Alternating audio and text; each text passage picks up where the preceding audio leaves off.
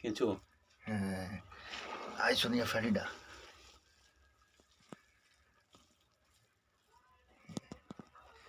যখনই হাত দিবি তখনই জৈব সার। জৈব সার তৈরি করার প্রসেস। হ্যাঁ, এইটা আলাদা।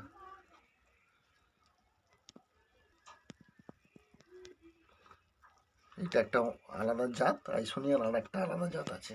এই কেঁচোটার জাতের নাম কি? আইসোনিয়া ফ্যাটিডা।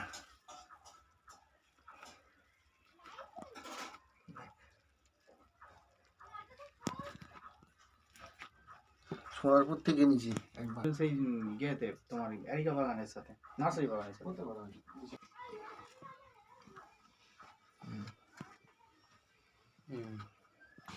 সব মাল নিচের দিকে ঢুকে আছে সব। এরা হচ্ছে এর থেকে ফার্স্ট খায়, মোটাটার কারণে। কেঁচো ডিম পাড়ে না বাচ্চা পাড়ে? ডিম পাড়বে।